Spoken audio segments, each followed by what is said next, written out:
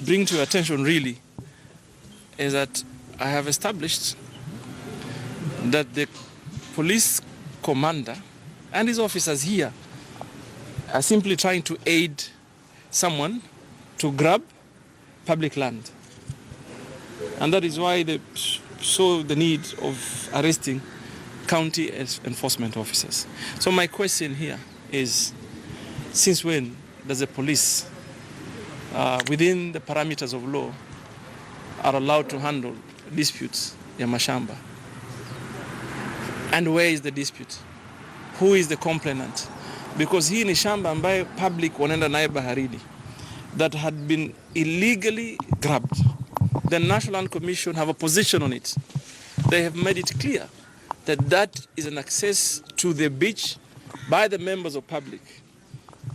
So for me, when we see an entire regional commander, you know, ule mdosi kabisa, anakuja hapa. I've never seen him gone to Boni Forest wakati kuna a serious attack. Hizo Lamu barabara ya watu wakipigwa simuoni pale. Lakini if you see that very senior officer within this region anaenda kuangalia ukuta and then he orders the arrest of county inspected officers. My discussion with him was that these people are acting on orders. Sio kama nyinyi ambaye mmesema mmepewa orders from above. The orders came from us, the county government, either through the director or the county secretary or myself as governor. So the very obvious thing to do is to hold us to account. Musionea askari wadogo. So we are somehow in some sort of a quagmire. We don't know what to do.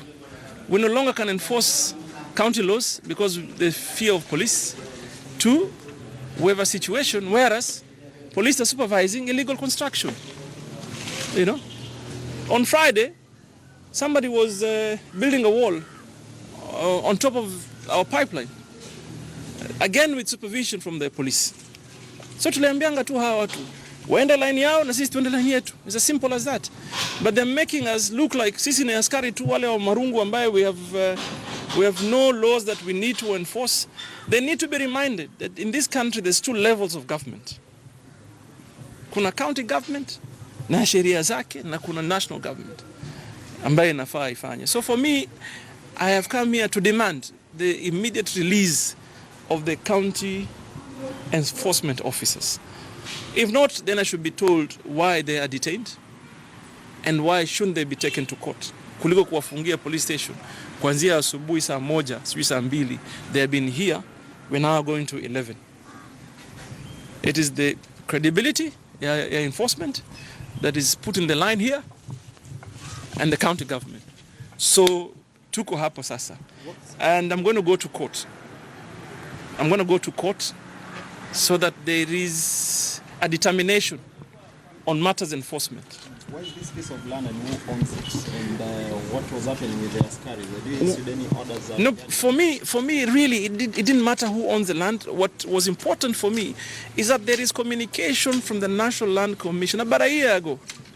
So we have mechanisms on how we can enforce whatever is communicated to us. So we have a letter from the National Land Commission that was sent to us in August 2016 to inform us that this piece of land was illegally grabbed. This is meant for public use and therefore we're expected to enforce. And that is exactly what we are doing here. We have asked our officers to go by what the National Commission has informed us, and simply to execute the orders from the National Land Commission by way of enforcing locally here. That is all. For me, it doesn't matter who owns the land. What is important for me is the fact that the National Land Commission has pronounced itself that this is public land, access to the beach, it should always be open. And that's where we are. So precisely what have you sent your officers to go on the ground and how many are they? They have detained 7 inspectorate officers here who are simply going to enforce that communication from the National Land Commission, which we have made available to the police. So that's where we are. And it is about the credibility of the county, really. And that is why I have directed that we go to court for determination. who is supposed to do what. On Friday, somebody was constructing a wall, again illegally. You saw what happened some last year in VOK. Dunga Unuse, a wall was constructed under police supervision with absolute disregard kwa sheria of the county. You can't just do that.